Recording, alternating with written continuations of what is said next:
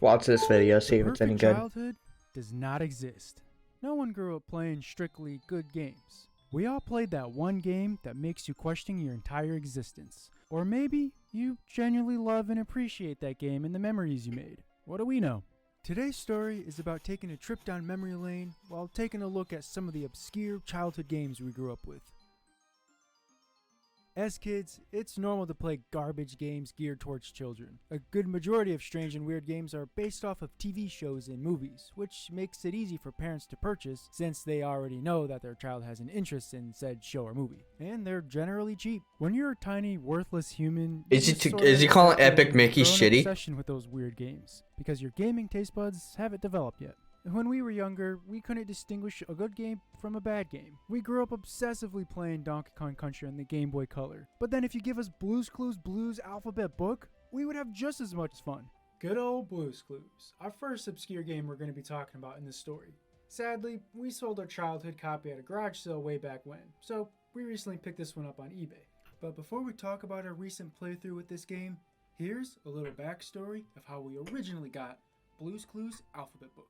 I remember I was at Walmart with our dad when I was maybe 5 years old. He let me pick out one Game Boy game for Mike and I to share. I picked out Blue's Clues. Yeah, not Zelda, not a Mario Land game, not even the Pokemon TCG game. I deliberately chose Blue's Clues. Mike, imagine how much it could have enriched our childhood if I chose a good game, a Nintendo game, not Blue's Clues. Yeah, well, what'd you expect? We both dressed up as Blue for Halloween, and we had our own thinking chairs. I'm gonna say off the bat, I feel so disconnected from these two guys because I never see their face.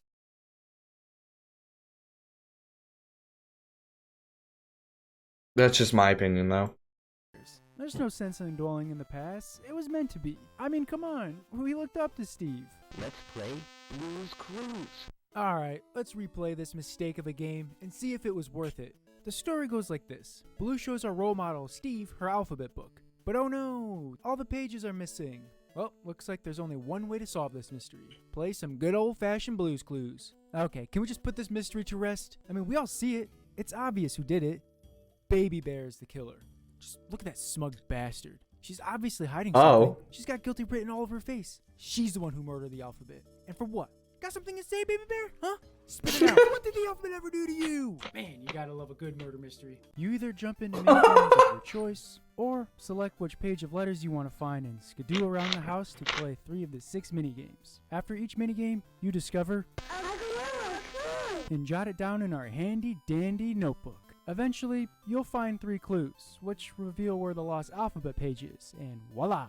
That's how criminal investigators are made. Taking a quick look at all of the minigames, first up is Mr. Salt and Mrs. Peppers. Basically, you gotta select the food item or letter that matches the picture in the book. After a long minute of strenuous thinking and a soaking wet sweat towel, the game abruptly ends. Good job. Shovel and Pail's minigame is by far the most extreme. You push a letter to the end of the maze. You're gonna need to ice your thumbs after all that constant pushing of the up and right buttons on the D-pad. Whew. And then there's Paprika's game, Alphabet Soup. All-time classic right here, baby. You have to search and locate the specific letter that's shown in Blue's bowl of soup. It's excellent gameplay. Paprika, you're a prodigy. You're gonna do big things in life. Slippery Soaps is just a memory matching game. Nothing too exciting. Side Tables game, yeah, don't really need to say anything about this one. Very nice. Baby Bears was another one of our favorites. I remember selecting this game and playing it for hours. All you do is catch the leaves that have the same... Why are we even explaining these? I don't know, you get the point. Don't worry. Any of the minigames, there are 0 penalties and 0 consequences. God damn, we had it easy growing up. Where's the lives, the discipline? How about if you fail a number of times like a little chump, the game puts you in timeout. There's a 5-minute timer, and whenever you turn the Game Boy off and on, it adds an additional 5 minutes. And there you have it. Our time replaying Blue's Clues didn't last long at all. Not because of the redundant gameplay, but because if you press any button during the cutscenes, it just starts over. Boom. All your progress, all gone. The nostalgia was nice. Hearing that music that's way too good to be in a Blue's Clues game was rather refreshing. We simply did not have the patience or care to play through it all. Sorry, Blue, but we'll find your alphabet pages some other time. It's good to have you back, friend. Sorry for getting rid of you at that garage sale back in the day. The Game Boy is home to countless amounts of trash games, perfect for children. You'd shove a Test Drive Cycles cartridge in a Game Boy and we'd be entertained for hours. Even if we sucked so bad at it, we didn't care. Let me tell ya, we couldn't for the life of us turn a corner in this motherfucking game. Oh my god. We'd be blasting down the road at 120 Gamey? miles an hour. The 8-bit Hey, humming gamer. would pierce our eardrums. God damn, that's loud. Then Yeah, the that's his- bright yellow arrow sign would show up. Oh no. No, no, no, no, no, no! Son of a bitch! It was like a reoccurring. They need to do better on their voice acting, that's for Then we'd sure. fall way behind in the race. Seeing someone in the distance always gave us a slimmer of hope, but it wasn't enough.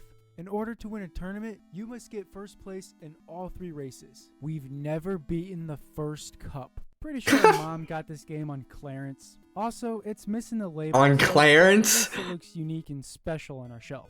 It's got that going for it. Moving on to another strange game, Hot Wheels Stunt Track Driver. It was one of our go-to games during car rides while our mom went out to run her errands. As kids, we loved Hot Wheels. We had a bucket full of the toy cars and various track sets. We haven't played this game in years, so we figured it was the perfect Wait, time wait. to pop this bad boy. That in. is a whole nother level of, wait a minute. They will show their childhood photos, which I think is a little bit more intimate than showing their modern day faces. They will show their childhood photos, but not their faces. What? I'm so confused. Right out for old time's sake. Whoa, who was responsible for making this tune go this hard? Relax, dude. It's just Hot Wheels for Game Boy, for fuck's sake. No wonder we were so glued to our Game Boys and GBAs. This song pumped us up more than what a few Starbursts and Skittles would do to a little 4-year-old. Alright, let's go back and relive some good old Hot Wheels. You have a wide selection. Nah, that's 4 so cars to choose freaking from. cheesy. Slide out. A face Way too reveal? That's so fast? cheesy. Toe Jam. What? I say we go Shadow Jet because it looks and sounds the coolest. The premise of the game is to race 2 computers and finish in first place in order to move on to the next track. Now, performance stunts is essential to maintaining a good lead. You don't understand the sensation of obtaining speed bursts when pulling off a successful stunt. Look at this. Double front flip, straight to a double spin roll, to a back flip. It's extremely I'm not understanding I'm being a critic, but I'm not understanding the motif of the book. The motif of the book's weird to me because they're replaying the game, but they're looking at a book of the gameplay.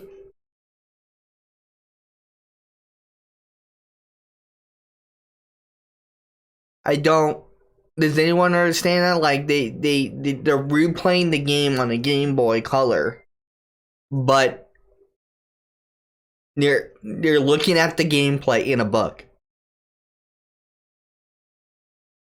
The book is supposed to be their stories. satisfying and exhilarating. We remember being completely obsessed Okay. with performing tricks. when we were Okay, kids. that makes a little bit more And sense. nothing has changed since. One must remember to not get too cocky and trick happy because you'll end up crashing left and right and fall way behind. So you race in various rooms like the living room, the backyard, a game room, and a kitchen.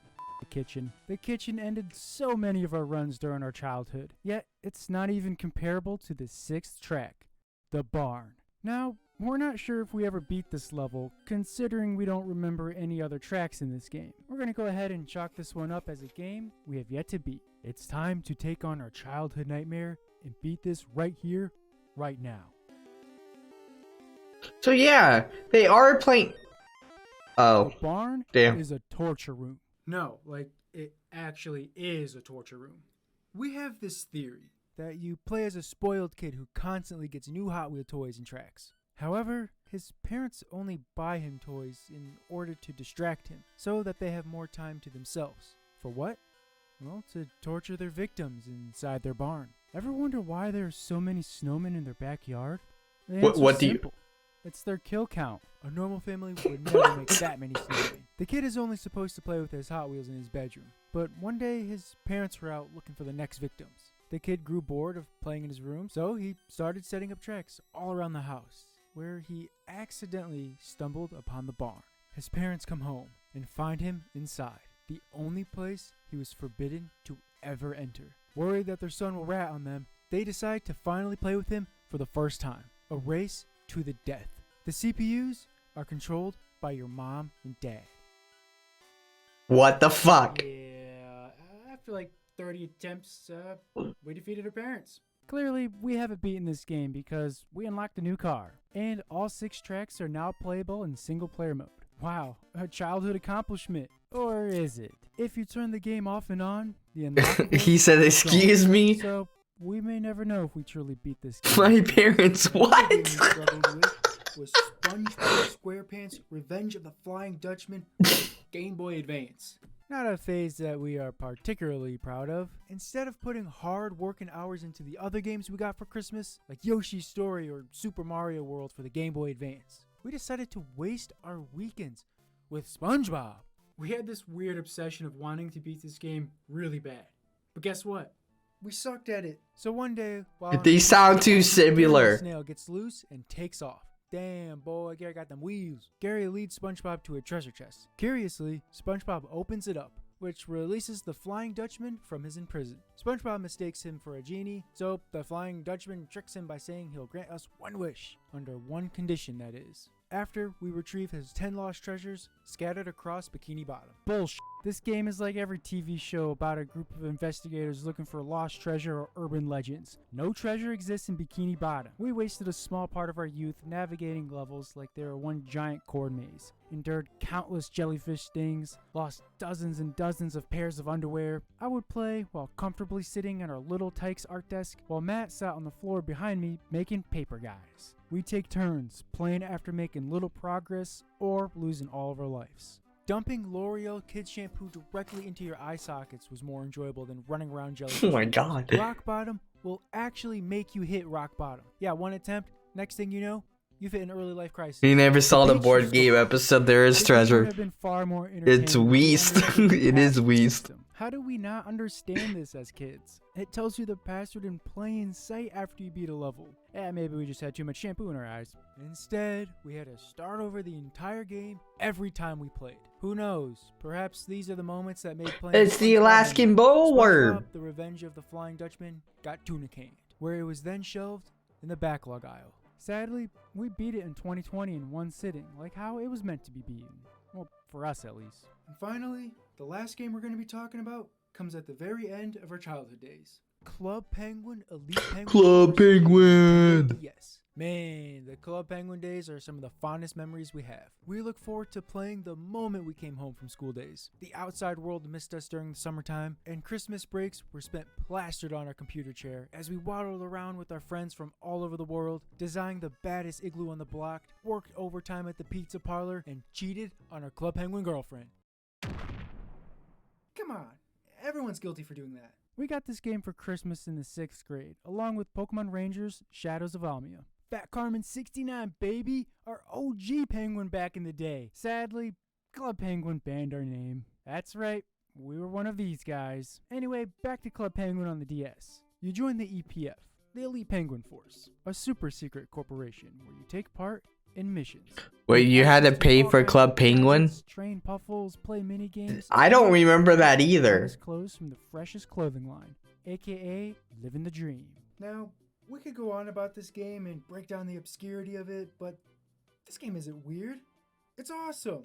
Club Penguin is the best. We'd be doing the franchise and our childhood a huge dishonor if we talked down on this game. So we won't. Well, those were our strange childhood games we played. Except Club Penguin. That was... They may be What a cop-out. It would do a disservice to this game if we explained it and shit on it. So we won't. No, talk about and shit on it. Fuck the game. The game doesn't have feelings. Do you think the people that made that fucking game even care about it anymore? It's a Nintendo DS game. The original DS game. That thing's probably older than shit.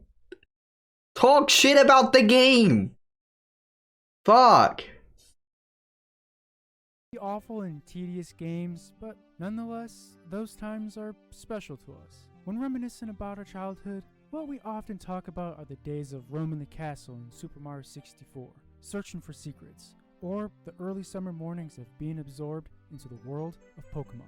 Very rarely do we talk about the days of SpongeBob SquarePants, Revenge of the Flying Dutchman, or landing a double front flip side roll in Hot Wheels. Don't ever forget the days of playing terrible games. And hey, why not go back and replay some of them and get a sudden rush of nostalgia, mixed with slight irritation and quick boredom. But If you would excuse us, we have a few questions to ask Baby Bear in our handy dandy notebook. that's a pretty cool title card screen. It's a pretty good, cool end card screen. Alright. I'm interested. Hopefully it does get better. Hopefully it does get better.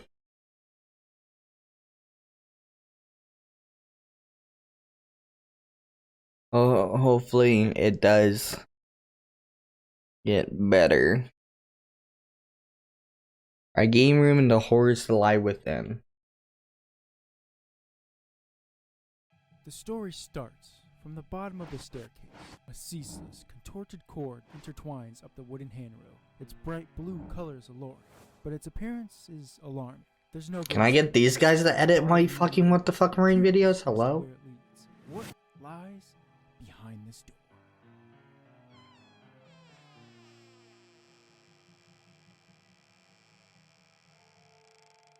Today's story is about the horrors that lie within our game room.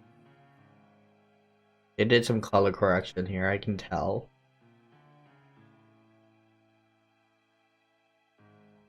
Yes. Welcome to our room. Oh, mind your step. The first thing you'll And the thing is, they're not gonna continue the channel until the end of March. That's the sad thing. But we watching on audio only. We're watching a super small YouTube channel with 129 subscribers. No, 429 subscribers. Called Two Choo Twins. And this video is called Our Game Room, The Horrors That Lie Within, the Two Choo Twins. So, it's kind of like AVGN, Scott the Woz style. Kind of JonTron-ish. Not only is it a major tripping hazard, but it looks tacky as hell. There's gotta be a way to make this look, presentable and safe. We'll wait until it really causes a problem. Then we'll do something about it. Following the dangerously placed Ethernet cable, it passes the just hook it up on the ceiling. What do you mean? Daunting closet door. A door that hides its own secrets. Why is the closet like that? Hello? Untold. However, we shall not forget, this story is not about what lies behind this door, but rather what hides within this room. Let's see where else the path of the troublesome blue cord. You're lazy? It steadily wraps around our bookshelf. It makes haste. I can tell they didn't want to review the last game in their freaking childhood games. At first glance, you may think that this setup looks appealing. We'll agree. It looks pleasant. All of our consoles are neatly displayed. We got one Switch, and our Joy-Con and controllers are displayed on top. We got two cubby stand things here. One features an Xbox orgy in our PS3. That is the worst way you can set up your Xboxes. Hello? And a drawer. Drawer? Okay, open the drawer.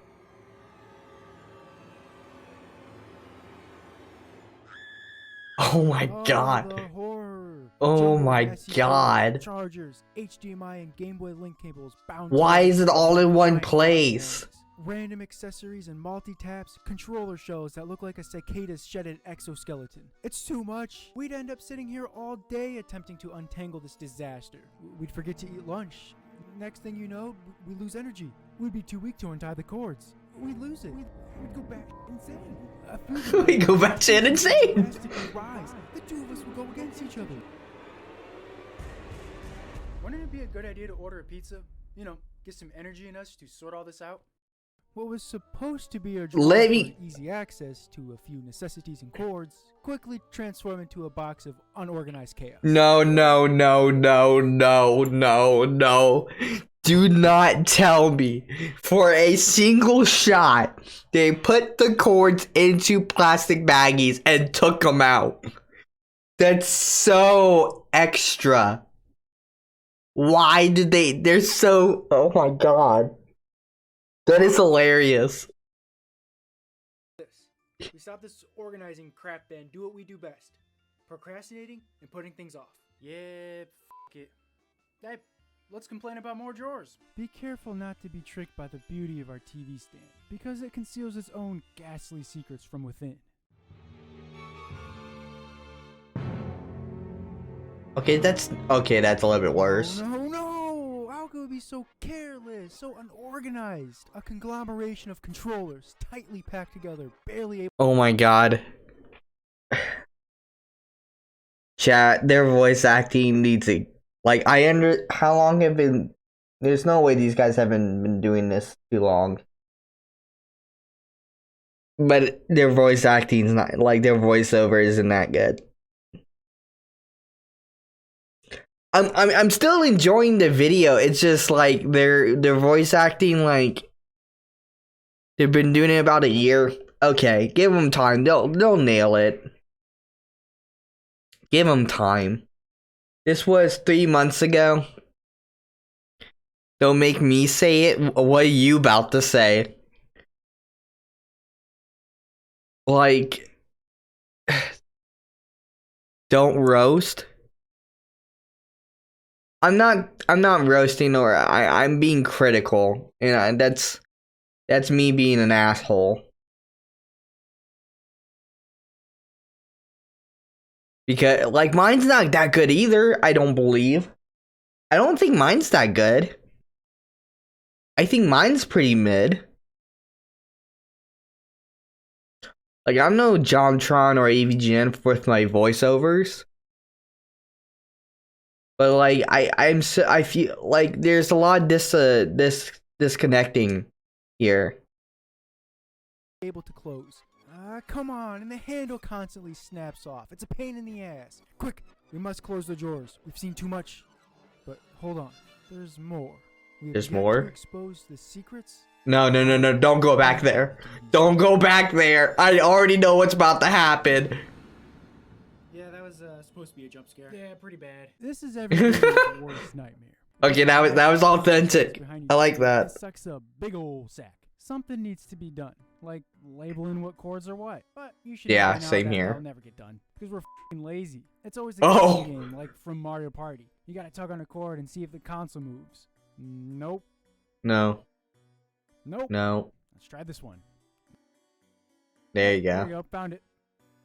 After you plug it in, the cord looks like it's holding on to dear life. Just hang in there, Wii U. It looks like a seatbelt that gets locked up. Why don't we have a power strip? I mean, sometimes we'll pop in an extension cord, but this is just ridiculous. This has to stop.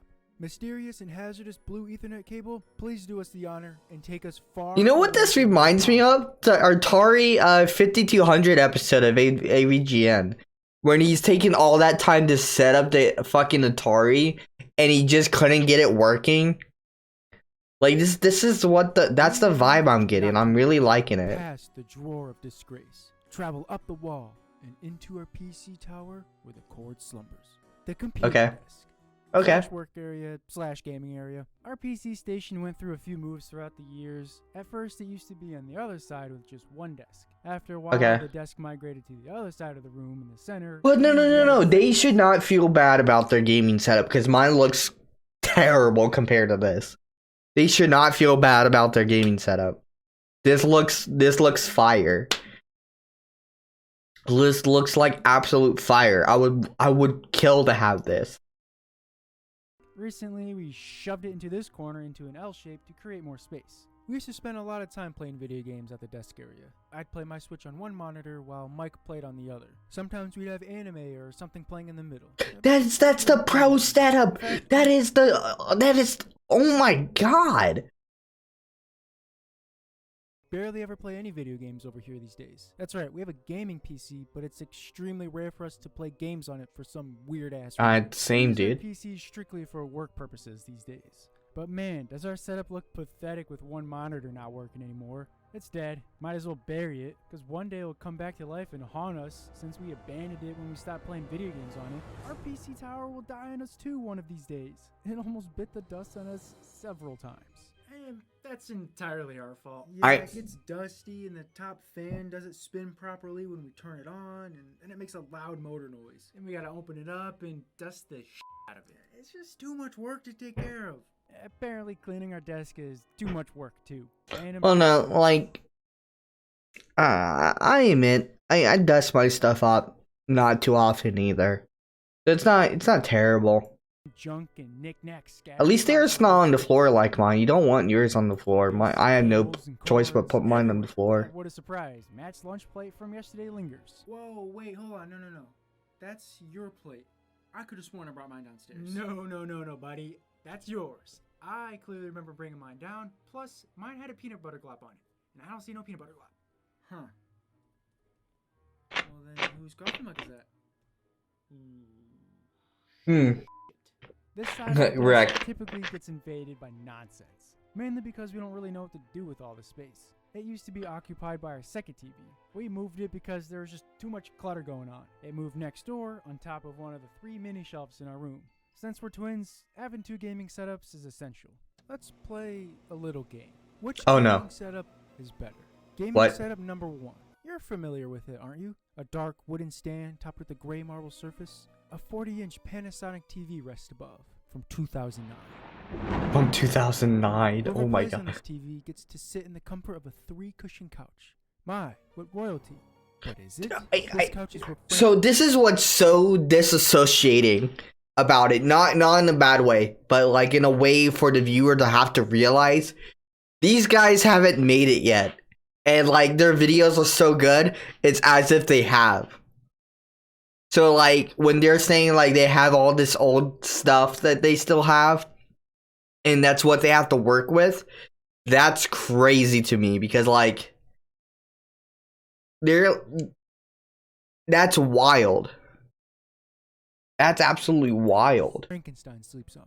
Cushions are disarranged. They sink inwards when you sit on them for too long. Foam pads stick out in a desperate attempt to hold the cushions in place. The sight is unpleasant. Although a more frightening sight is seeing their lighting's really good though. Peripherals. A major annoyance when we're both starting a new game at the same time. Now we move over to. They went to college. What was your setting, perhaps? You're much closer to the action. Whoever plays here most likely has to use headphones depending on the game. Otherwise, arguments would rise about turning down our TV or risk hearing a spoiler if one of us gets too far. Headphones either add to the experience or become a bother, uncomforting, just like the chairs we play on, cheap and stiff. The surface peels off. Oh, why are you peeling off? Even on the verge of falling off. They'd blend right in if we left them in a haunted abandoned asylum. These defective chairs are what zombies use when they play video games. It's so sad. They look good too. What tends to follow is friendly bickering about who gets what setup when we both play a game at the same time. Yeah, we kinda miss when the TV was on the desk, but we're adjusting to the shelf just fine. Kinda. The shelf looks okay, although the items displayed on the shelves are a bit uninspired. We sort of crammed in a few display pieces, and after 10 minutes of setting it up, we just said, yeah, good enough. We displayed a box of Super Mario Pez dispensers. Why? Have we lost our goddamn minds? Okay, but at least this shelf is better than the file cabinet that we used as a TV stand back in like 2015. Moving alongside this wall are our other 2 display shelves. We stacked one on top of the other. Probably not the safest of. Oh no, why did you do that? Figures, boxes, collectibles, controllers, and accessories. In other words, reminding ourselves of how much money we wasted over the years. All sorts of that stuff is jam-packed here. But does it look cool enough? Could we add more? Rearrange some of it? Is it too much? Does something need to be done about our Game Boy and Game Boy Advance games? Yeah, probably. Look at this. No, wait. Actually, don't look at it. Why don't we display stands or something? Looks like we're tiling a bathroom floor. They'd make a great backsplash in your kitchen. It's at the point to stack them on top of each other because we're running out of room. Might as well introduce them to the Tower of Xboxes so they can all have one giant fest. And then stack them on top of. Why is the one no. Fest. We have no idea how to properly display most of our handhelds. The DSs and 3DSs are fine, but the Game Boy family looks so out of place and awkward. We didn't write that. They did. We just feel bad for them.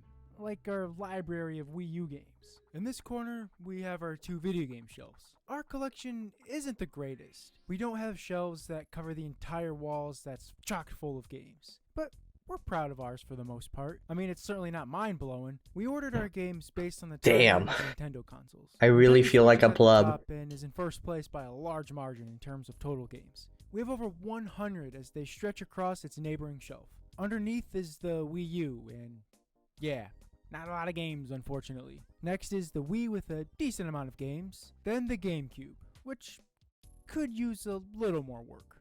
Why the we got Jimmy Neutron? And at the Why the bottom, fuck do we gotta get Nintendo Jimmy Switch. Neutron?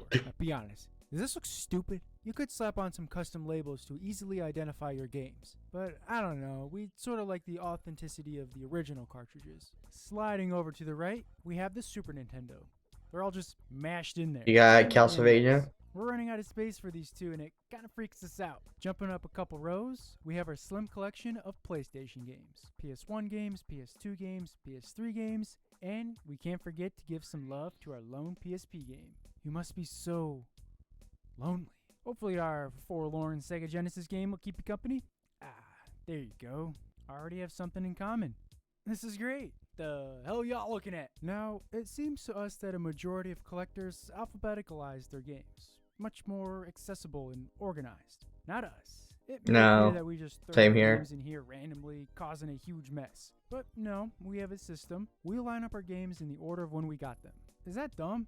Maybe. However, we think this method adds a bit of personality to our collection. This might seem spooky to some of you, but we find it amusing seeing where we started and how far we've come. The rest of our shelves are riddled with other junk, mainly our amiibo.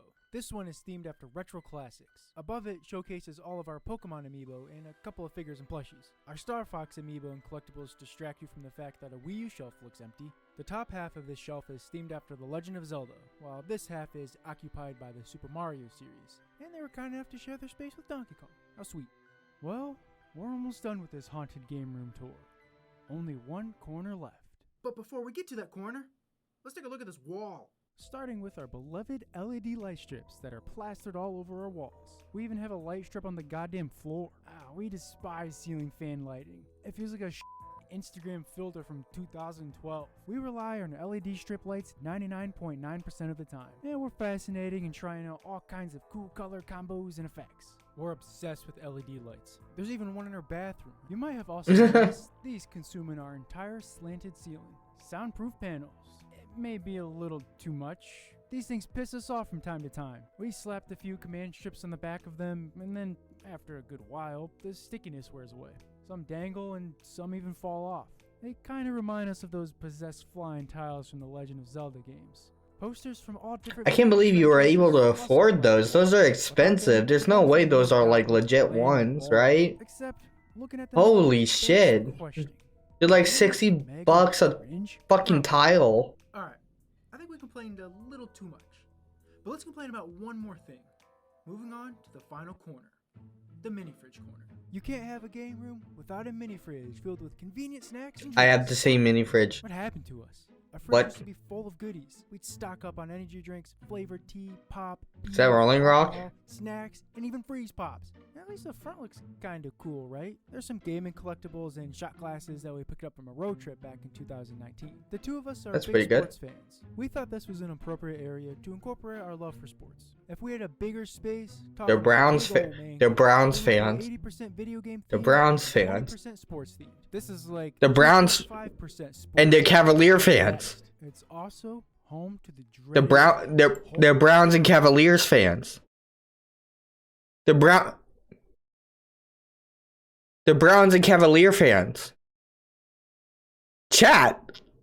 Do they live in Ohio?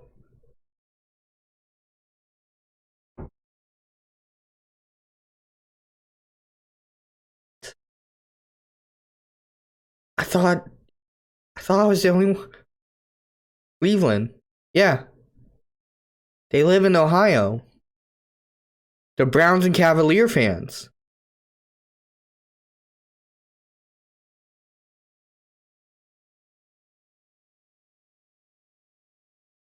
horrifying backlog corner. We have a lot of games. What?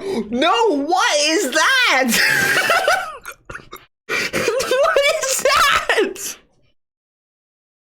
They just have a fucking trash corner of games. No, this can't be real. Hold on, I'm rewinding.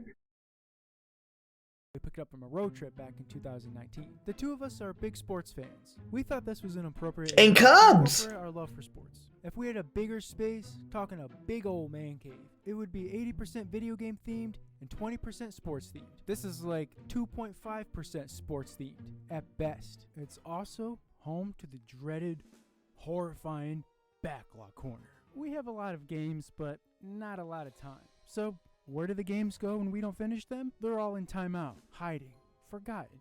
Games rot away like dead corpses the longer they're immobilized. They're There's like actually an those episode where they put the games in that corner. That's lore. patiently waiting for the day to feel fulfillment. But for now, they're held back by the force of us not having enough time. Yeah, you're not gonna fit his ball in Wonderland. That's the worst Square Enix game. Let me see your goddamn faces. Or maybe they're scheming to kill us. No. No. Ah, No.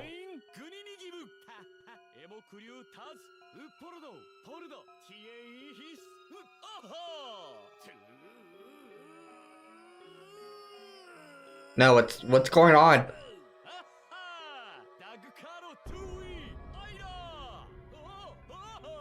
I knew it. Well, if your game didn't suck, you wouldn't be back here. Yeah, your game didn't suck. Come on, Ball in Wonderland.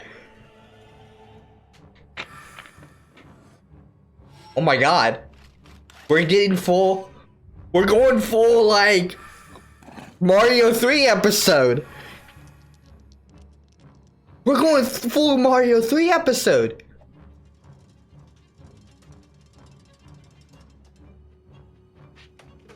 Oh shit.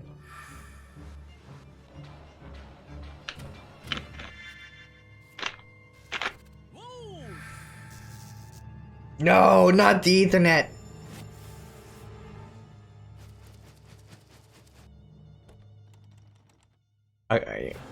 Believable. Believable. No. You can't.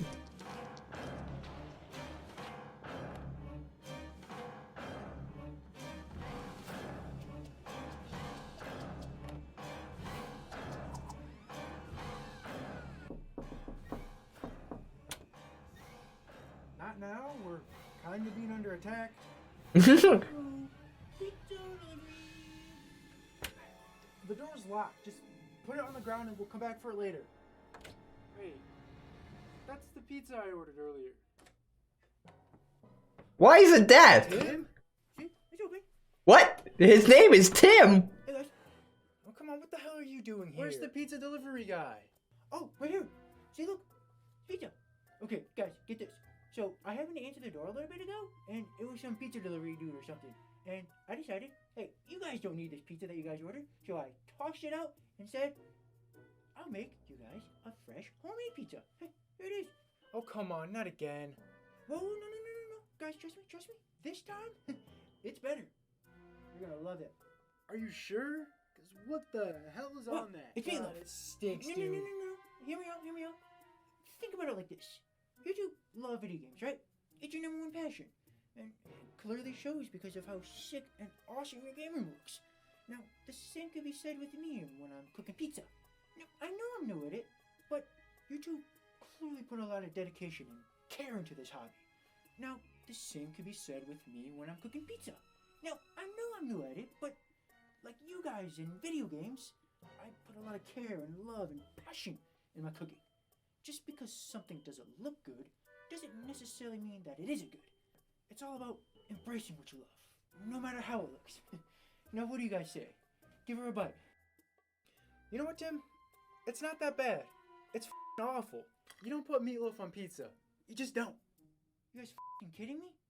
After that whole speech and everything that I just gave you guys? And you guys still hate it? Unbelievable. I don't understand. Oh, and by the way, you guys, this whole game room of yours, it sucks. It's terrible. It's a disaster. Like, what the hell happened here? Ever heard of organization? Jesus. Oh, no. That's because our game room got possessed by evil spirits. Yeah, we were under attack, and yeah, it was crazy. Yeah, we thought we were gonna die. Okay, you guys do realize how insane you guys sound. What are you guys talking about? One small step in this room, Boom, punch your ticket right to the hospital. You know what? No, whatever. I'm done. I'm done. I've tried doing something nice for you guys, so you guys can finally see how awesome I am. But forget it. I'm out of here.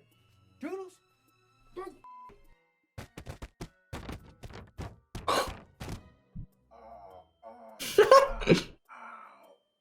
You good? No, guys, I'm good. I'm fine. I'm fine. Oh, yeah, that hurts. I'm not gonna be able to walk for a week. I'm not gonna be able to walk for a week. That concludes our horror story. Yeah, I think we did complain a little too much, don't you think?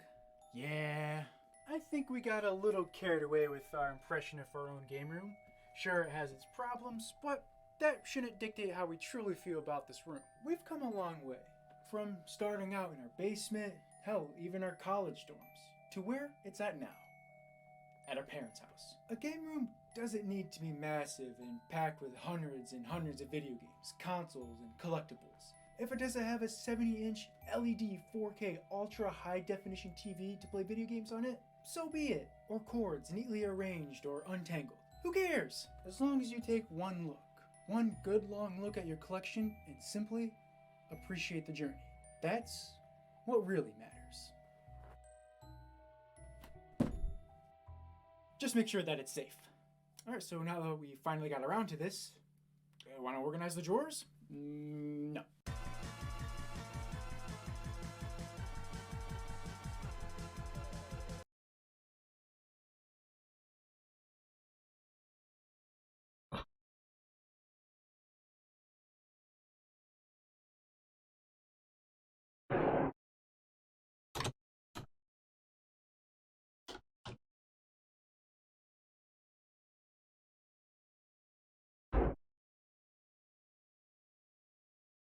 I have no words other than that was fucking awesome.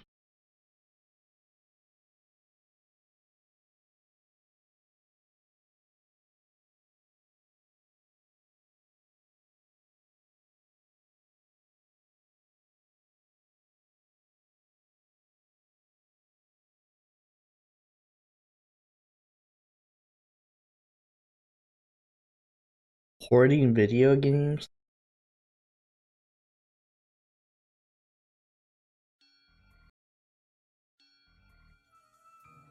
We're not allowed in here right now. It's behind the door. Whew. Thought I was gonna get away. Don't go in there.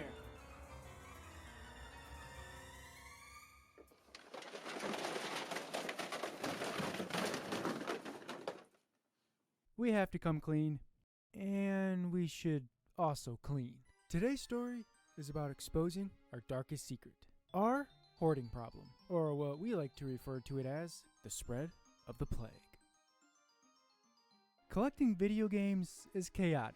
You buy all this cool stuff, but what do you do with the boxes? Or items that you have no space to display? Throw them in the trash? No! You jam them up in a tiny closet. Jam after jam after jam. You gradually create a monster without even realizing it. Until one day you can barely find space to store a Donkey Kong Pez dispenser. Embarrassed by the creation that you inadvertently constructed, you lock up the storage closet and avoid the hard facts that you are a filthy hoarder. Well, at least we are. Some collectors out there have their priorities straight and know a little something about organization. Or they just, throw away pointless shit. Yeah, we are pretty bad at doing that. Like, for some reason, I just can't get myself to throw away my Ballistic Lip Moisturizer holiday collection box. I mean, come on, it was from Santa. Our whole closet situation is simply not acceptable. Like, look at this. Why do we still have the empty boxes of our first Amiibo? We remember thinking Amiibo was an insanely cool product and collector's piece when they first came out in 2014. We own a considerable amount of Amiibo. The point is, we kept every single box. Now, Oh my god. the ones who keep them sealed, the ones who open to display or actually use them, and the ones who make customs. We're the displayer type, with a pinch of seal.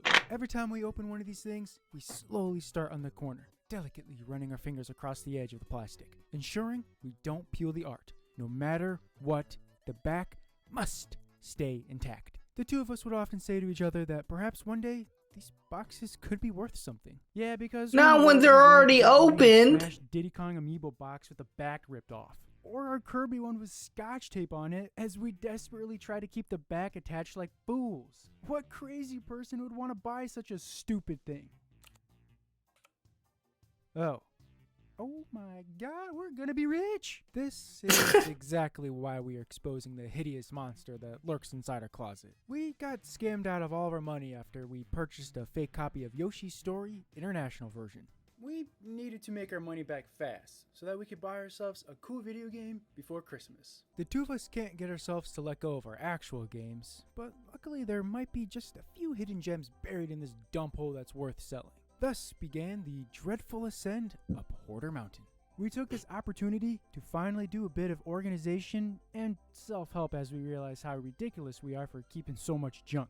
So we made 4 piles: the sell pile, keep pile, donate pile, and the trash pile. It's time to finally let go. God, this is gonna be so hard. Okay, so keeping some boxes isn't that bad, like controller ones for example. Not Pikachu Happy Meals. Who wants a french fry? Everyone loves it. Ew! The art looks amazing, the colors are more exciting. That's so gross. No. Your collection. And then you look at the cardboard it comes in and damn, they are just as beautiful. Normal people display decor like houseplants or live, laugh, love signs. But we prefer Joy-Con boxes. We used to have our cardboard displayed in our game room. However, due to more and more impulse buying, we ran out of space for most of our boxes. We could have recycled them instead of leaving them to rot in the darkness in our closet, but we kind of care about their feelings. We grew up towards the end of the cardboard age of gaming. Video games came in cardboard, which to a 4-year-old meant total destruction. Yeah, you Nintendo kids who grew up during the plastic age of gaming had it easy. You just rip off the plastic and open the case. Little to no problems. Easy. Us cardboard kids were too stupid to grasp the fundamentals to properly unfasten a Game Boy Advance game. We'd rip that shit up like there was no tomorrow, and then immediately toss it in the trash together with the Christmas wrapping paper. Like it was nothing. Hoarding these boxes is how we pay homage to the ones that were tragically lost during our childhood. Ah, man, but just Fuck them! Fuck them! Emerald boxes. Or our Ocarina of Time and Mario Party boxes displayed on our shelves. Those nostalgic memories of opening up those special games on Christmas morning. Oh shit, I got a feel like they message just a happened long time ago. yesterday. Which is why I cherish my Nintendo DS box that I got on Christmas in the 4th grade.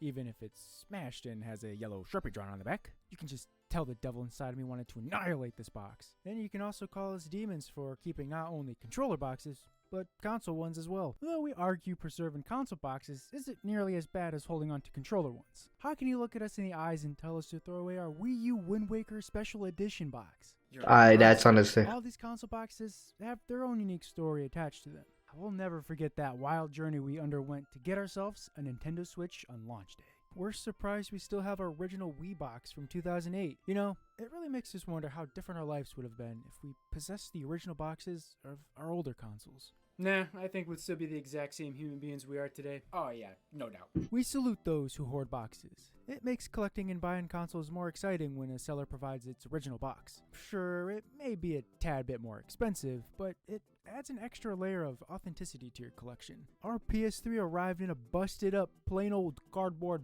box, and it wasn't even that fun opening it up. Another reason why we've kept some boxes over the years is because of the rare chance of selling the item complete in box. We don't want to end up like that PS3 fool if we ever decide to sell our Super Nintendo Mini that's still complete in box. Finally, a box in here that contains a physical item and not stale air. Alright, this is a little awkward.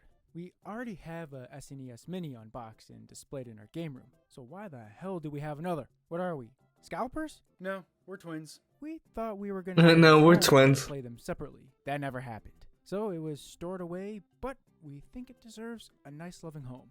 Alright, is anyone else getting sick and tired of us obsessively talking about boxes? We've said that word, what, 31 times? Let's talk about the video games, man. Yeah, we got video games in here. See? Right here. Oh, yeah, no, those were just empty collector's edition boxes. But trust us, they're around here. Why are you throwing those away? We have Hello? a box of golf balls. Boom, see? Right there, we told you. The mystifying bag of games. Now, you might be wondering, why is there a bag full of games locked away inside a dark closet? And how can a couple of collectors like us not give them a proper home on our shelf? Because these games suck ass. There's collectors out there who will latch on to any game. Doesn't matter how bad or cheap they are. They'll dig their grimy claws deep into them for the sake of expanding their collection. Mad respect. I guess For us, so. we typically collect games that we are interested in playing. So then why the fuck do we have games like Jimmy Neutron? Nostalgia plays a role Jimmy in the Neutron majority makes of another collections. appearance. We have no excuse as to why we own Ben 10 on the Wii. Yeah, anyway, let's move past that and focus on the mystery bag. A while back, around 2013, our brother came home from work and slammed down this grocery bag full of games. His coworker was getting rid of some of his old games and gave this bag to our brother. Our bro thought we'd appreciate them more, so he passed them on to us. So let's take an old gander at what's inside. Super Mario Galaxy? One of the best video games of all time? We own the Nintendo Selects version, so wouldn't it be kinda cool to own the standard? Gee, thanks a Damn. lot, Andy. Hey, Drive Parallel Lines might be a good game. But how are we ever gonna find out? This bag reeks of discless games. What are we supposed to do with these? No point in checking if Call of Duty has its disc inside. If it did, we'd still abandon it. Now, Oh, there no. are some really good games in here, like That's a Mario smoking 66, gun, I bet. Mario, The Thousand Year Door. These titles are fantastic. So why are they in the bag? Well, because we already own them. The other games that actually have their discs inside are just garbage games. We don't want no Mickey Mouse game hogging up our space on our shelves. We did give Shaun White a shot since it's compatible with the Wii Balance Board, but I don't know, just wasn't fun. Okay, we aren't that cruel. I mean, look, we gave some games that were in this bag a home.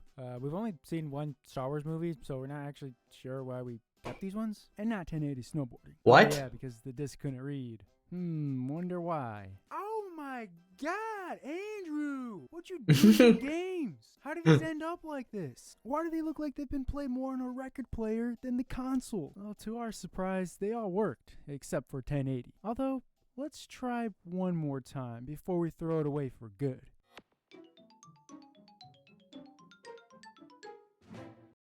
Huh. It works. If we gave these games a roof over their heads, then perhaps it's time to do the right thing. This story is all about changing. So, it was at that moment that Matt and I had a change of hearts. That's not the last of the games that lurk within the darkness. Introducing the bucket of misfit games. Games that don't belong More in the games. Just Dance 3 for the Wii. The Target exclusive edition. Holy shit. Are we insane for throwing it in here? So for Christmas in 2011, Mike received Okami, I was gifted Super Mario Galaxy, our older bro got Skyward Sword, and our sister got Just Dance 3. The three things Damn. in life we despise the most are dancing, Just Dance games, and Ubisoft E3 Just Dance performances. All this game has done was cause great harm and utter embarrassment to our Wii shelf. Sorry sis, but it was only right for us to banish it. I mean, does Just Dance really deserve this? We just gave those other games a home. Why not Just Dance? Right in someone else's closet. Spyro's Ripped to Rage for PS1? Let's go. Oh my god, it looks like mine. These games work just fine, but we already own them all. Anyone up for a quick game of Guess That Game? It's a yellow cartridge. Is it Donkey Kong Land? No, it's Pokemon Yellow. Duh. Which game would you rather have to display in your collection? Next up, we have a gray standard GBA game. It can be anything. Time's ticking. Sonic Advance 2. I don't know, just looks ugly without the label. Hey, look at that. Animal Crossing New Leaf. We got The Sims 2 here. Oh, now we're talking. Some of our childhood computer games. You know, we should properly store these somewhere safe instead of dumping them into an old bucket. Oh, yeah, you got your classics like Roller Coaster Tycoon, Monsters Inc. Pinball, Backyard Baseball. Yeah. Backyard Baseball. The Thorny Yeah. Town. One of the best storylines in all of video games. Hot What? Wheels, another classic. All Dogs Go to Heaven. Oh yeah, Backyard Football. Yeah. Where fans at? Backyard football. And Action Replay US Data Disc. Huh.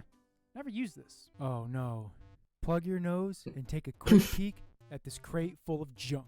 This is what Scott Cawthorne uses as inspiration to create endoskeletons for his animatronics in f***ing Five Nights. I mean, some of this stuff is okay. There's neat little accessories. PC and games, collectibles, yeah. we simply don't have anywhere to put them for the time being. Like this Wiimote charge station that our dad got us so that we'd stop taking all of his batteries. There's 3DS charging cradles that we used maybe once or twice. 3DS AR cards that we used once or twice. A Nintendo DS carrying case full of stylus pens. Yeah, we had a short-lived obsession of collecting stylus pens back in the junior high days. Can't forget about the DS headphones and car charger that we used once or twice. Probably don't need this many Sharpies.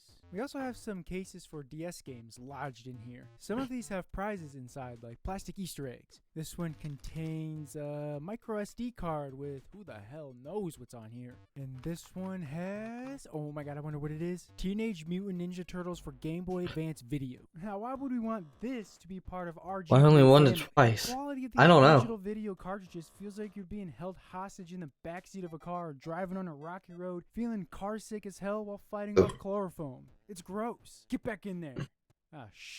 And now, we present to you the burial site of broken controllers and accessories. This is truly embarrassing to have to show these. It's too late. Look. Look with your pure eyes. They're sticky. Oh, what the hell? There's hair and crusted all over them. No, why are you showing that? No. Cheeto dust is overused, so we're just gonna go with Pringle dust. The L1 button got blasted off from bashing it on the ground because we couldn't beat Cal in NCAA. This was my first and only true gamer rage moment that involved accessory abuse. We had to keep it. A proud, yet disappointing gaming memory for me. Our original silver one is in pretty good shape, but it doesn't work. In the summer of 2015, we wanted to bust out our PS2 for the first time in a while, but none of our controls were functionable, so we had to go out of our way to get this piece of shit.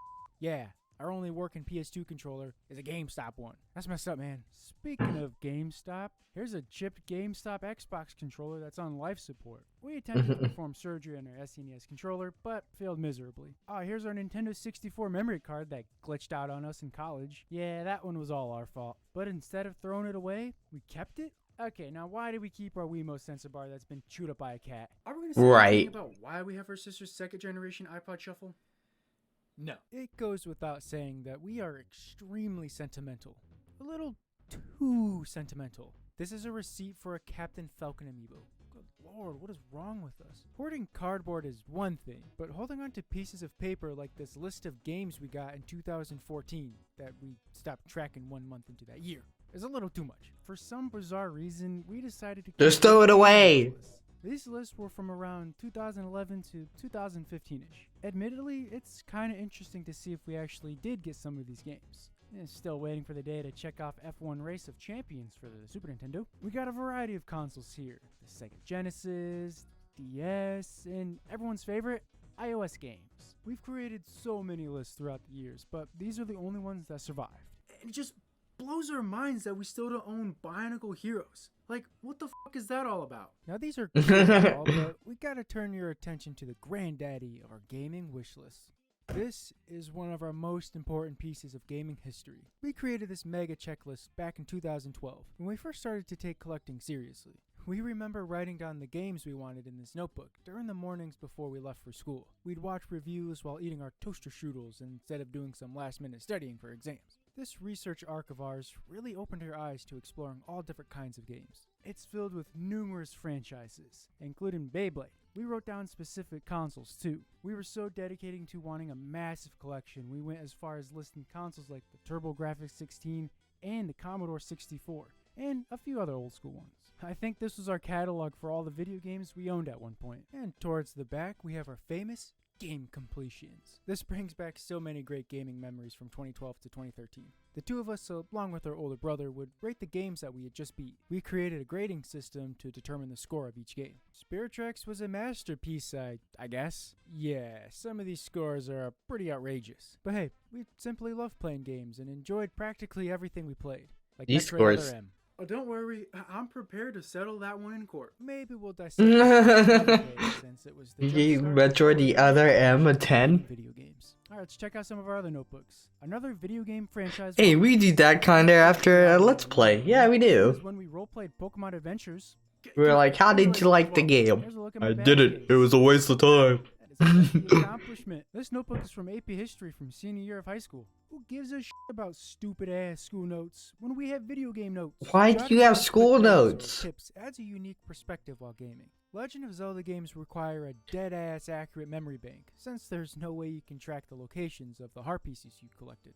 So that's when writing them down comes in handy. Same goes with Scarecrow songs, since the game for some reason doesn't save them. Looking at these brings back a lot of memories, like when we eagerly try to solve a puzzle in Corpse Party. Seeing my Metroid passwords good takes me back fucking to summer luck. nights in the basement with the lights shut off in order to feel immersed in the 8-bit ambience. Now, if we're talking about memories, this piece of paper blasts our ass straight back to the past. This was back when we discovered the world of virtual console games through the Wii Shop channel. It was a magical time exploring the hundreds of games and learning about retro consoles and games that we have never heard of at the time. We spent our summer mornings after cross-country and football practices compiling a list of games that piqued our interests. This piece of paper right here also serves as a vital piece of video game history to us. Oh, and if you love history, then you're gonna love this. Here is when we try to figure out what game we spent the most hours in. Turns out that was a massive waste of time, since we only looked at 14 Wii games. Oh yeah, and we also kept track of our win and loss records for Splatfest that we participated in.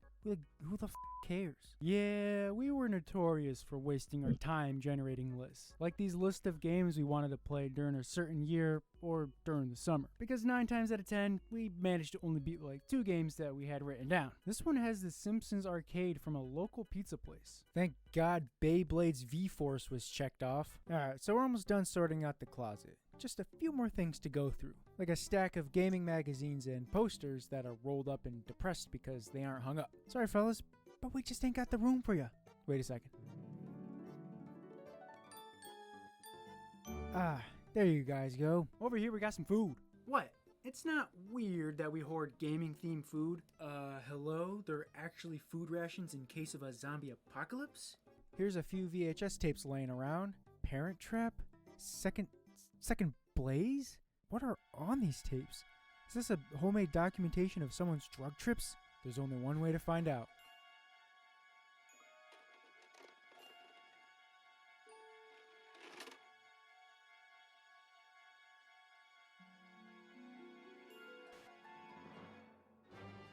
Yeah, this was before the days of DVR, when we attempted to record every single episode of Pokemon during a marathon. We also have a fair share of classic Pokemon movies and episodes. That's not the only Pokemon-related thing in here. Up next is a big old tub filled with toys. We grew up playing with Pokemon figurines with our older brother and sister. I was like actually scared what was about to be on that tape. Third and fourth generations rolled out, the Pokemon toys were ruined. God damn, look how massive and chunky these things are. Yeah, okay, choking hazards, but we remember absolutely hating these colossal beasts and desperately searched every toy store for small Pokemon figures. Except those trips always ended with empty hands, since we either lost or broke most of our classic figures growing up. We continued our adventures with our older brother to the world of the internet, where we discovered eBay for the first time. We became best friends with the search term Pokemon Toys Lot.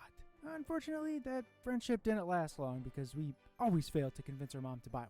We don't know how you kids managed to swipe your parents' credit cards for some Fortnite skins. Buying stuff was Facts. unusual at that time. However, we were able to rekindle that friendship years later when our brother surprised us with a package that was chock full of Pokemon toys from the classic Tomy figures and some that were trying their best to look like Pokemon. Our brother also bought these Yu-Gi-Oh cards on eBay a while back. Time for a tragic tale. We used to own hundreds and hundreds of Yu-Gi-Oh! Oh my God, Brady. Look at these Yu-Gi-Oh cards. No fucking lie. Do these actually have any value right now? Also bought these Yu-Gi-Oh cards on eBay a while back. Time for a tragic tale. We used to own hundreds and hundreds of That Dark Magician has to be something. That Dark Magician has to be something, man. There's no way. I gotta look it up. That's a legit Dark Magician. Yes. Yes. Yes. That's a legit Dark Magician.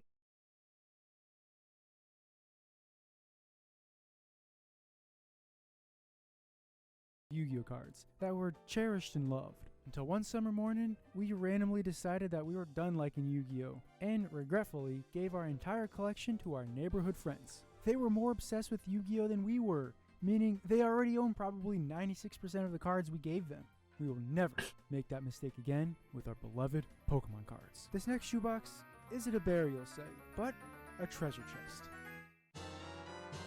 I need to see the serial code. Is every Pokemon card we own, from the innocent days of our childhood to our man-childhood. Yeah, we plan on properly organizing them, but for now, they're stuffed into this beat-up shoebox. Absolutely no one will touch this treasure trove. No one! We also got a little carried away with collecting Nintendo figures over the past handful of years. Damn, Nintendo Dark figures Magician were really look part of our childhood. expensive. I don't know, we just don't remember seeing any Nintendo figures at Toys R Us. So maybe that's why we grew fond of collecting these. The two of us got tricked a few times into buying World of Nintendo figures since they were located next to the candy bars at the checkout counters. They used to be displayed on our shelves, but after we did some recent rearranging, we didn't really have room for most of them, along with some of our amiibo.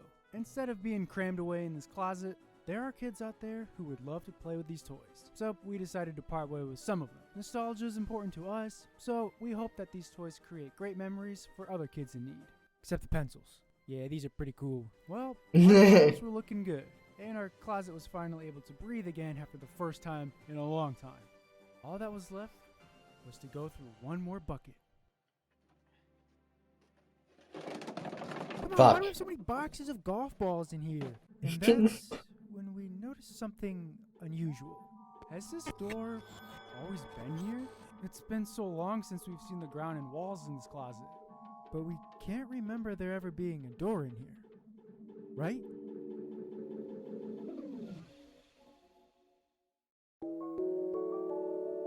What?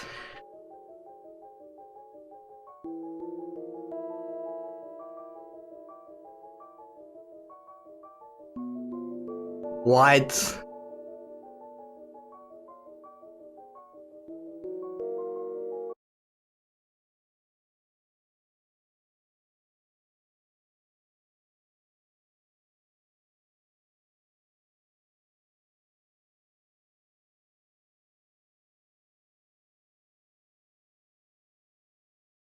Garage sale.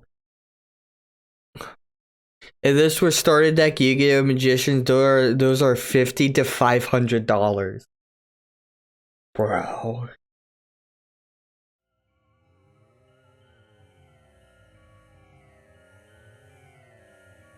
Hey guys. Come on, Tim. You can't scare us like that. Oh, sorry. Just thought I'd stop by and say hello. Okay, hi. Is that it? No, I also came here because I bought you guys some beverages. Isn't that like so nice of me or what? Tim being nice to us? Wow, something's not right here. He's up to something. No, it's just every single time I come over, your fridge is always empty. Always. It's insane. So I just thought I was being kind, that's all. I mean, it is the holiday season after all. Wow, it's pretty generous of you. I know. So, do you guys mind me asking why you have all this junkarino all over your room? We told him about our recent misfortune of purchasing a fake copy of Yoshi's Story International version on a fake website that doesn't accept returns. We didn't have it in us to sell any of our games, so we finally dug through our closet to look for things to sell to help make our money back. Oh, ouch. That's crazy. So, are you not selling this Call of Duty GameCube game? I mean, I don't see it in your sell bucket. Nah, it doesn't even have a game inside. Oh, drinks are getting warm. You know, you might want to step away and pop them in the fridge. Yeah, that was from a bag of garbage games you received from my brother's friend a long time ago.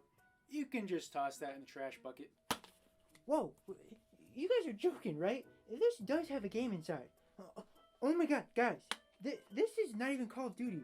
This is big time rare. This is worth thousands, $5,000 minimum. What you guys need to do right now is host a garage sale.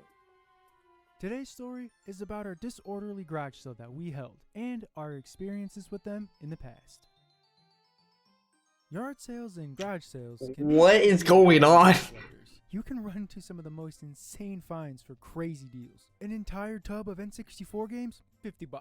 A stack of classic PS2 or DS games, about $2 a game. Oh, this NES console, controllers, accessories, and a bundle of games, $25 will do. Garage sales is that time of year to cleanse your house of useless junk you've had piled up for years and sell everything for $1. Yeah, somebody will buy that. So when you stumble upon a copy of Harvest Moon 64 going for $5, you take that and just run. After paying the $5, of course. Chances are, the previous owners don't know jack squat about the value of video games. They don't care. They just want to make a Right. quick buck for their couch fund. If you're a collector who purchases games from gaming and electronic stores, online or conventions, you might want to consider throwing in garage sales because you never know what Sally from down the street might be selling. So, what are we selling in our garage sale? Oh, here it is. A bucket full of stuff that's been crammed in our closet for years. We needed to finally let go and make some quick cash.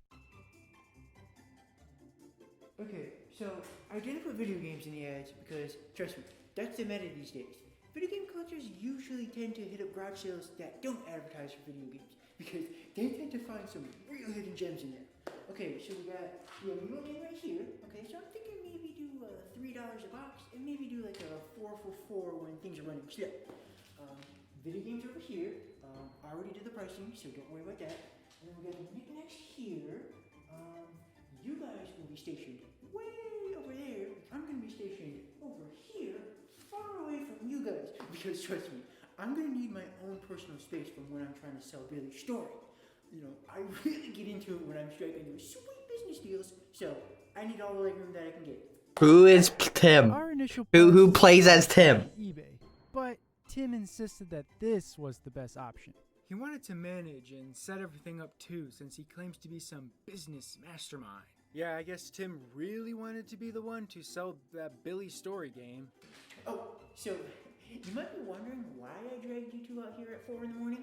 Well, that's because I did list video games in one ad in order to reel in those crazy resellers who show up 2 hours before the sale is supposed to start. Man, those crazy rascals will desperately try to make deals to buy all your video games. So, in about 2 hours or so, they should be here. So boys, battle stations. Tim reminds me of the hermit from Borderlands 2. He does. He's so... and consoles if it was advertised. A couple elbows might be thrown and a bit of jealousy will creep in when you spot someone snatching Chibi Robo for a great deal. When it He's could have so been yours funny. 5 seconds faster. Although, even the ads that have games listed aren't always a gold mine. Unless of course you love Guitar Hero, Just Dance, and Xbox 360 and Wii Shovelware, then you're in heaven. It requires a lot of luck to find that 55-year-old mom selling her kid's entire childhood collection. You can hit up 30 houses and maybe find 1 or 2 that's selling anything video game related. It's like opening Pokemon cards. You buy a few Yeah. packs, hoping to pull that sick full art ultra rare. After the 3 bad packs you open, you decided to buy just a couple more. 1 or 2 Elite Trainer boxes later, you finally pull one. Finding a good video game haul is a huge gamble. You pull the and wool can take picks? a lot out of you, but it sure does feel rewarding when you find that sweet, sweet pickup of games and consoles when you were on the verge of giving up. It's all about persistence, like a housefly trying to escape. It'll either find an open window or the soft tip of a towel. A smart strategy is to hit up sales that don't advertise video games. There might be a good chance you'll discover a treasure trove or at least something decent. And hey, if there's no video games in sight, it never hurts to politely ask. Maybe they forgot to put some out or they didn't think about selling their old games. A simple question can go a long way. As chaotic as this may seem, it honestly sounds like something the two of us would enjoy. The pure adrenaline of driving from house to house, feeling giddy when stepping onto that driveway. Just hoping we find a cardboard box filled with games with our name on it. Or John's name. You either find it or come up empty-handed, but no time for emotions because you gotta head to the next I house don't because appreciate other being buttons called are out just like that. packed up. Oh, Or you buy a couple Pokemon cards and you don't pull Once anything, so you leave buy a road couple trip, more. Seems fitting for the both of us. With our luck, the only game we'd be able to find would be like Boogie. An aspect of gaming that we appreciate are the memories Yeah, created from playing. but The music and gameplay feel that's the incredibly truth, though. nostalgic. Specific levels or entire playthroughs can remind you of what was going on in your life at the time. Like how Chapter 6 in Paper Mario reminds me of 8th grade spring break. Or how my playthrough of Skyward Sword on the Wii reminds me of college when I felt entirely lost. It was the perfect game to escape from my surroundings. Simply holding a physical game can take you back to the day of how you obtained it. Pokemon Sun and Moon evokes pleasant memories of our first and only midnight release trip to GameStop. And that's what makes garage sale games unique. The stories that are attached to each game or console. When we hold these games in our hands, we are instantly transported back to that hot midsummer day at our first flea market trip, panicking at what games to buy with the little money we brought. We also got scammed by some bitch-ass kid with these fake Pokemon cards we bought off of him. Admittedly, we Damn. only have flea market games and no garage sale ones. Well, Kinda. We can recall two experiences of garage sale games in our lifetime. The first one goes way back in time to the early morning of when our house was hosting our own sale. Our next door neighbors were also having one as well, so our mom wanted to support them. She gave us and our older brother some money. The moment we entered their garage, one thing immediately jumped out at us: a Nintendo 64. We already own an N64, so not really sure why we wanted another one. We distinctly remember What the our friendly fuck? negotiation with our neighbors. The two brothers were going back and forth at what price they should sell their console. $20? $10? $3? Free? We shared a laugh and agreed on $20 or something, we don't know. They kindly threw in a controller and a racing game too. We don't remember what game it was because, well, we don't have it anymore. Yeah, it just kinda disappeared. In fact, we don't have the N64 anymore either. That's gone too. Our second haul came What the from fuck? Yeah, they lose an entire console. an original Xbox with a sports Yeah. game and Lord of the Rings. No. This is awesome. We were surrounded by You would have Halo. so playing other systems like PlayStation Or Halo and 2. Xbox always led to an engaging experience. We remember setting up that beast in the basement and playing Lord of the Rings a lot. The dark graphics were so different from the bright, fun, colorful Nintendo ones we were used to. We got stuck like not that far into the game at all, and then we'd resort to playing Sonic XD or Mario Baseball shortly afterwards. No. 360 and the Xbox One. But where's that dang OG Xbox? We hear you curiously asking. Garage sale. Sold it a few months later for like $80. But the selling of consoles No. in the garage does not stop there. The first ever console in our household was the Super Nintendo. Our brains were the size of Mario Baseball is gas? we only Really? possess a few memories. Although we deeply regret getting rid of it all those years ago. That's Yes. why I hear about Mario Right Strikers, the soccer game. Before the sale started, we came out to say our goodbyes to our Super Nintendo in its original box, going for probably 40 big ones. Goodbye, friend. Two little words, if only, ring about in our head every now and then. I mean, we still own all of our other original consoles we grew up with, except the SNES. Well, you have an SNES, right? The SNES Mini for $125. That's too much? Okay, no, listen, sir, you don't understand. This is out of respect for the one we let go years ago. We'll toss in an original Foster Said Tentacle for free. I know what you're thinking. Is that a Kool-Aid stain? No, it's a misprint. These things are rare. Oh, well, hello there. I see that you're interested in Billy's story. As you can tell from the sign, it is super rare and super rad and super fun. Should I try that in like a British accent? So, this is Billy's story. If you buy it, trust me, you will love the gameplay. And also, maybe I should start off with you are going to love the storyline, and then the gameplay, and then controls or graphics first. It's $5,000. I am not going any lower. Yeah, our garage was off to a rough start. I mean, barely anyone was showing up. We told Tim that hosting a garage sale during the winter in Ohio... Swear jar. Or maybe it's because you guys barely have the garage door open. It's social anxiety. I mean, come on. Yeah, we didn't want people to see us. And besides, we had a sign hanging up.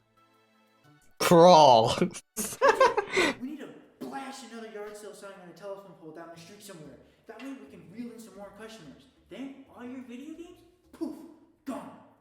Yeah, the finest hour is upon us. That better work. I mean, so far only one person showed up because of that video game ad and wanted just the FPS games. The only FPS games we're selling are discless. You two just need to start negotiating better. And you need to start smiling more. Old grandmas love that shit. We don't see you negotiating any better. Yeah, I mean, what's even the deal with Billy's story? You barely told us anything about it. Because there's not much to know. You two said your brother's friend gave him a bag of unwanted games, right? Well, then the only logical explanation is that your brother's friend's dad worked at Nintendo because only 2 copies of this game exist. It was never intended to be released to the public. Do you guys have any other Sharpies, by the way? This one's dead. Yeah, there's a whole bag of them in our closet. Should be on the top shelf. Nice. Closet. Okay, well, why can't we find any information about it when we Google it? It's that rare. Don't you get it? So then why are you only selling it for $5,000? Guys, enough of the questions.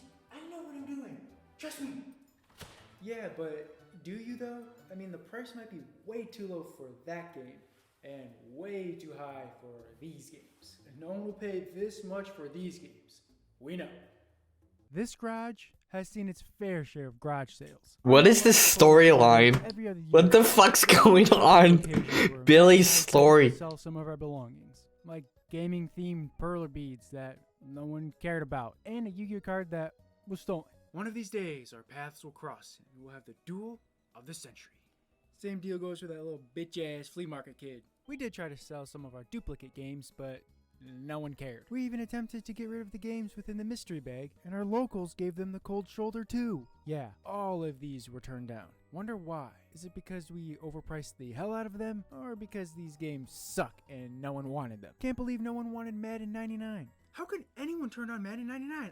I just don't get it. We felt bad for wasting one customer's time. He was interested in our extra copy of Pokemon Sapphire, although he wanted to make sure it worked. He didn't have his Game Boy SP on him, so he drove all the way to his home and back, popped in the game, and sure enough, the battery was run dry. No deal was made. All of this could have been prevented if we were there to let him know right off the bat that the battery was run dry. But we were asleep and our mom had no idea what the hell he was talking about. The only game we were able to sell was Blue's Clues for Game Boy, and we were like, No, not Blue's Clues. that money went straight to the piggy bank. Other than that, we had one successful garage sale day where Mike and I sold lemonade and animal crackers for a quarter. Yep. It's safe to say that selling games just isn't in our blood. We'll do both for 100. Okay. Super Mario Galaxy. No game, but it has the manual. That'd be $25. There's no game in there. You trying to sell me. Not only is this Just Dance 3, this is All these games and no Shrek 2. Right. No Shrek 2. That was the Game Boy, not Game Boy, but GameCube and original Xbox and PS2 game. That was the OG. No. A lucky customer did go home with a pack of limited edition Pokemon Oreos, though. Came back an hour later, asking why they tasted awful. Turns out, they expired a year ago. The Amiibo bin. It was on Game Boy? Oh god. Ever see? I beat it on Game Boy. Oh no. Got a cool card anywhere? I think someone stole it. Customers weren't even giving Tim a chance to negotiate, since we scared everyone off so fast. That or he was being lazy. We were desperately trying to get rid of our stuff. Man, especially Just Dance 3. $10. Lower to $5. 3? Free? We even tried bundling Shaun White snowboarding in for free. A combo of a lifetime. Shrek 2 is fire Sonic, you should play it. Car for them. 6 hours. Slowly dragged by. Our sales totaled up to $5. And that was Nice. golf balls. The one non-gaming related item. That was it. We were done. We told Tim we were going to sell everything on eBay. We've been up since what? 4 a.m.? We're exhausted. We need a nap or caffeine. Yeah, we need some sugar. Sugar. That's it. All we need is a little sugar. You two clearly don't have what it takes to sell video games.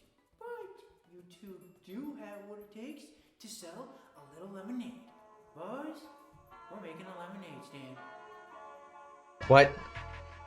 50 cents? They're upgrading.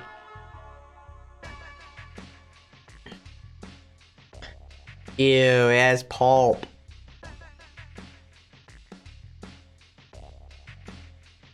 Do you think anyone actually bought it? Or this is all stage? It has to be all stage. It's just water! It's not even real lemonade! I did it. I sold Billy's story for 5,000. We're done. That's it. Everyone, get out. We're closing shop. Get. Guys, come on. We're closing shop. We all went back upstairs to celebrate with the beer Tim got us. Although, we weren't sure why Tim closed down in the middle of our lemonade success. And then, Tim showed his true colors. Yo, you guys, that was fantastic. I deserve a huge thanks for pulling that off. So, am I cool or what? Yeah, sure, that was kind of cool. Yes, Yeah, you really helped us big time. We owe you a lot. Not any of this money, though. Kind of needed to buy an expensive game.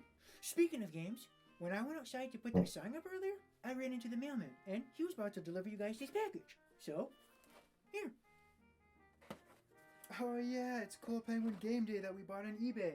Oh, hell yeah. Wait, Tim, what was that in your hand? Hand? What hand? Your right hand. It's just a can. That's your left. Shoot. Damn it. Alright, fine. You got me. Hey, I thought you said you sold that. Yeah, what the hell? Why do you still have it? You better do some explaining. Tim just stood there, frozen in his tracks, hesitating, like he was carefully plotting his next move. You know what? Fine. You want an explanation? Well, I'll give you an explanation. Today's story is about my brilliant plan to win over your guys' friendship. It all started a few days ago. I was feeling bored as I normally do, so I wanted to hang out with you guys. But as you two know, every time we hang out, it always ends with chaos and us not getting along. So I wanted to change that. I just needed to prove how awesome I am. My routine started as usual. I eavesdropped. Oh, wait, hold it. You frequently eavesdrop on us? 'Tis a horrible day to interrupt a man's story, is it not? What the fuck? Tim. Anyway, I overheard you guys rambling on about wanting to buy an expensive video game for Christmas. I listened and listened. I even popped my head in without you two noticing. That's when I saw you were on eBay checking out prices. Then it hit me. My brilliant plan appeared before my eyes. I went straight to work. With the help of a phantasmic friend, whose name shall remain classified, I constructed a website and a misleading ad in order to trick you two into purchasing a game with a great deal from me. You two seemed keen on getting Yoshi's Story International version. Personally, not my first choice, but I digress. I hacked into your computer. Tim, you bitch. Inspiration and selfish desires, and bought it. Bingo. Got him. I quickly crafted the obviously fake cartridge, hand delivered it to your mailbox. You two opened it, and oopsies. You see, I envisioned something else though. I predicted you guys were going to sell some of your games right away to make your money back. Then that's where I come in. No, you guys can't get rid of your precious memories and games, I shout. But what a coincidence. My reasoning for wanting to come over was to play this awesome, rare, real game with you guys, which, by the way, may or may not be a home video of your 12th birthday. What? You got a home video of their 12th birthday. Why is Tim Onyx except he doesn't make him play games? I don't know. Does everyone just have the same idea? Like, hello? And why the fuck how did he get a GameCube disc that have video on it? Like, how did he do that? Show you how generous I am by offering to sacrifice and sell this game. You guys get your money back, I'm the hero, friends forever. Unfortunately, I forgot to craft this important component, so I left for a brief moment to gather the materials. And that's when I heard a loud crash. Boom! And when I returned, you two opened your closet to look for things to sell. That wasn't supposed to happen. You two weren't supposed to open the closet. But it was too late. Time to dial up a new plan. You know, I love a good curveball anyway. Alright, come on, Tim, hurry up. You're taking forever, man. Can I Yeah. Please. It's always story time for you guys. I want a story time. So fast forward a little bit. I popped in to say hello. That bag of drinks I gave you was to be used as a distraction. See, during my second round of eavesdropping, I overheard you two talking about some mystery bag of games and noticed that you two didn't open one of them. I used that as the key to start my new plan in motion. While you two were stocking your fridge, which is seriously annoying, by the way, if I hadn't made that clear already, I planted my fake game in your little Call of Duty case, opened it, stated that it was super rare, and suggested that we hold a garage sale. I had you guys stationed far away from me so that you two wouldn't notice me fake selling that game. Only one person at a time was showing up, which made it rather difficult for me to pretend that I made the deal. While you two were busy dealing with those customers, I pretended that someone bought the game. You two were supposed to see how awesome of a friend I am. And then I pictured us playing Club Penguin Game Day all night long. But I slipped up. I can't believe I slipped up. Well, are you guys even listening to me? What is this? No, yeah, we heard you. You guys are playing Club Penguin this flip. Yeah, you just kept going on and on and on, explaining every little detail. So basically that envelope is actually our money that we gave you when we bought the fake copy of Yoshi's Story. Yeah, I made a quick stop at the bank when I put that sign up. Ooh, and also Wendy's. Don't you think you went a little too far? I am so sorry. Okay, I'm so sorry. I will make this up, okay? What do you do? I will prove how good of a friend I am. Okay, just wait. You gotta trust me. I promise. Just. After all of that madness, we decided not to buy an expensive game for Christmas. Club Penguin Game Day was good enough. So we made our way upstairs to waste the day playing the Wii. Oh no! Tim's stealing Christmas! He's taking our games and making a mess! No. Okay, listen. I just bumped into your shelf. Things knocked down. It got a little crazy. I'm just putting it back. See, I swear. Look, guys, look. I even got you guys a present. We were hesitant to open, of course. Is this another one of Tim's tricks?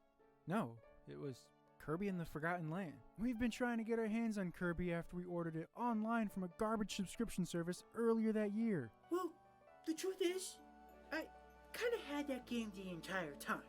You see, I kept swapping in other games in your mailbox to trick you two, because I thought it was funny, which is why I'm gonna take my leave. Yeah, take my leave. So, where are you going? You're not gonna, want to hang out with us or play some video games or take our video games? No. I'm gonna embark on my own journey where no man has ever seen, where no man ever dreams of going. I'll create my own story, rediscover my own direction. So, you're leaving for good? I think it's best for me, for us. My role here is ended. Soon I will be walking out this door. Well, it breaks my heart to say this, but goodbye, twins. I'll cherish our memories. What are you doing? Huh? Reminiscing. Duh. Wait, hold on. Here, take this. You gave us a game, so it's the least we can do. Wow, this really means a lot to me, Well, hopefully one day He's like, what do you mean? You just can't leave. see past the darkness that we share. Well, until then, it's time to turn the page and begin a new chapter. Toodles. Damn, just like that, huh? Didn't even get a chance to say goodbye. By the way, I would hurry up and play Kirby in the Forgotten Land. Time is running out. What? Well, that concludes What? our big story. What? No! No! That's not an export yet! It's been 2 weeks! Yeah. So, we should probably play this soon, I guess. I mean, not really sure what he meant about the whole running. It just ends like that! Or we could continue playing Club Penguin Game Day. Club Penguin! Club Penguin!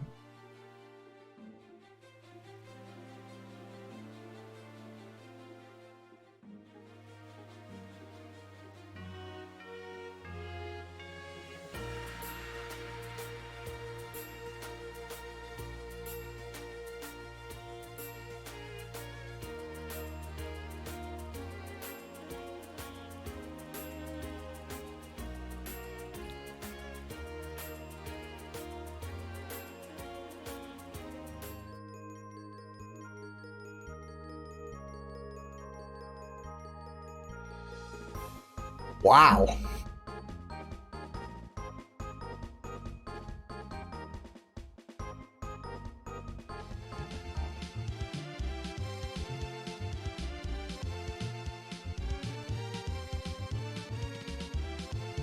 Jesus Christ.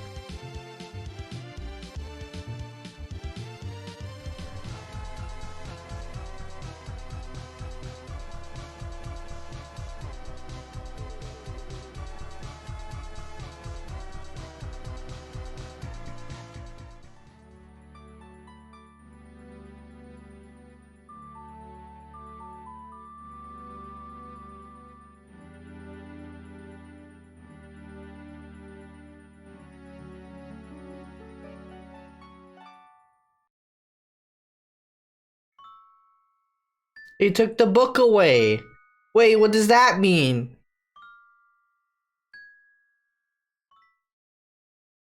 Wait, they took the book away.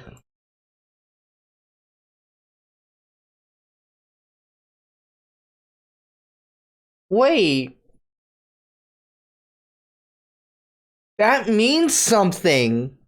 That means they're not gonna be telling old stories anymore. They're gonna be making new ones. That's huge. I feel like I was part of a big journey that I was never a part of.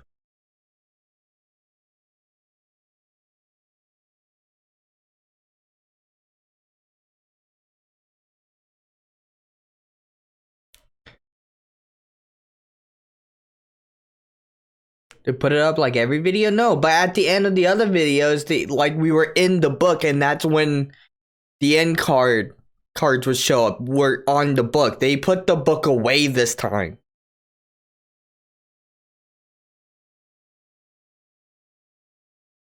Like the way they put up the book this time was different than the other times because the book was always on the end card screen. It wasn't this time, so that means something. We'll find out in season 2, but that's not till March. The end of March. Send a link to the college video.